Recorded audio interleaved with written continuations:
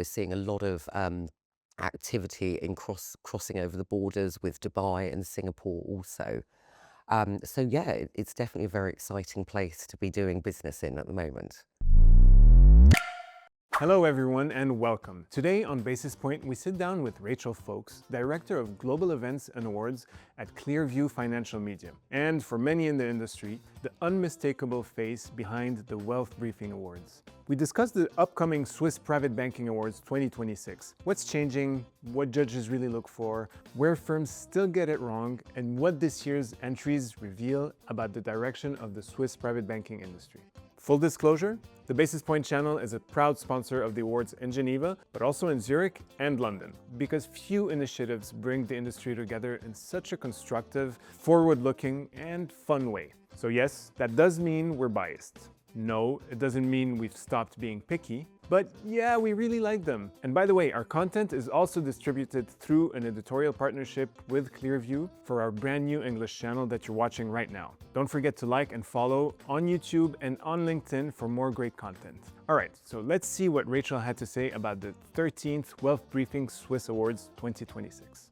Rachel Fokes, the 2026 Wealth Briefing Private Banking Awards. Tell us, what can we expect this year? Are there any new developments? What are we going to see? Every year we strive to change these programs. Everything needs to be updated. We need to stay current with the ever-evolving financial landscape. So we update these categories to reflect that within the market. We also will remove categories if needed. It's very important that if things aren't being entered and they may not be as trendy as they were in previous years, so we will take those out if they're not relevant. We also strive to increase the judging panel and mix that up. There's new people that are coming onto the market, they're coming up in the ranks, and we feel that having a fresh perspective within that makes a huge difference. So about the judges, what are we really rewarding with these annual awards? The judges are looking for these submissions not to just be taken from your marketing material, not a copy and paste from your website. They want to see answers that are specific to the categories, what you're doing to stand out in that field, to let everybody know why you're better than your peers and what you're doing to make a difference. Um, I say to always avoid overly complicated answers. The judges are just looking for facts. That's what they need. They need this information. And because they're reviewing so many submissions, it needs to be very clear to them exactly what your firm are doing and how they're doing it better than the rest. And so what are the most common mistakes people do when they're doing these submissions? And what can you tell people to help them develop submissions that instantly stand out? So one thing I will say is we have a word count. And that word count I would adhere to as much as you can. We have some judges who, as soon as they see you have gone over quite substantially, will dismiss your submission. They will not look at it. And as they're an independent panel, that is their decision to make, and we stand by it. I would avoid flowery wording. Sometimes people are just putting in things for the sake of it. That's not what they want to see. As I said, it's clear and concise. Putting key examples of how you are developing with your clients is always really important as well. They want to see that you are actually doing it. You're doing the walk, not just saying the talk, is something very, very important. There's a fine line between showcasing what you're doing and just showing off, which can get really annoying. Yes, that's the big point. Don't just say you're doing it, show us exactly how you are doing it. That's what the judges are looking at. One part of my role is sitting there and discussing with the judges and receiving their feedback on why they've chosen it. And it's constantly, they need to see these examples of exactly what you are doing. So how thorough are the judges? Very thorough. Last week we were just reviewing our European judges. We spend a day locked in an office where everything is put, the submissions are reviewed independently by themselves. They have a number of weeks to do this, and then we all group together and go through with them again. It's then put to a final vote, and occasionally there may be something where somebody feels very strongly about a firm winning, and that can change what we might have had somebody who was a clear winner, and it can change literally in that meeting. So there's a deliberation process, really. Yes, it's not just clear cut, that's who we think should win. And some people always look and they're going, well, we're going against these people or firms that have been around a lot longer. They're a lot busier, a lot bigger. That's not necessarily something that is going to hold you back. It's showcasing exactly what you were doing.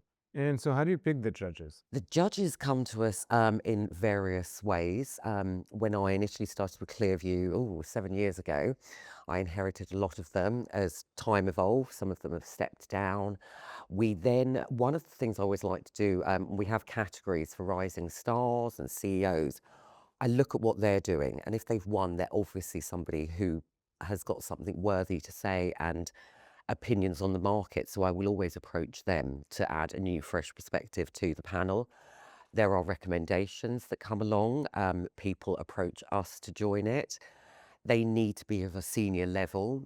They need to have experience, and we really also ask the other judges what their thoughts are, if there's anybody that they can recommend that should join us. Okay, and because there are certain safeguards against conflicts of interest and just preserving confidentiality also? Yes. So every judge has to sign an NDA. If you work for a private bank, you will never review the private banking categories. You will always review a different section. So we ensure there's no conflict there. You'll never review a submission from a competing firm or a category that your firm has entered as well. Do you find that there's an effort to be made to explain to people that they're not just buying an award? Yes, so the judging process is completely independent. We send all of these submissions off to the judges, and their decision is made based purely on the submission before we engage in any commercial arrangements. That winner is standout, and that's not going to change. If they don't wish to attend the awards, then that's their decision, but we won't then go down the list to whoever was second in the row. The judges have made a decision, they've spent their time reviewing it, and I think it's very important for the awards program and also for our integrity and credibility that we stick to their decision. The submissions for the 2026 Swiss Private Banking Awards have been closed. You're probably you've reviewed them. What can you say is going on in the Swiss private banking industry based on the submissions you've reviewed? There is lots going on. Switzerland at the moment seems very exciting. Every time I go over there, there's something new that's happened. It's really, really busy.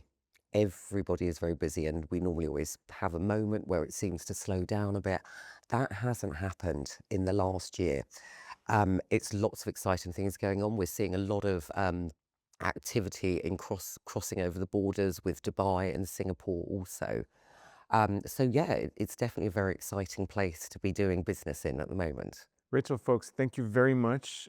We will come back shortly with the second part of our conversation and talk more generally about the concept of awards. Okay, thank you so much, Sharif.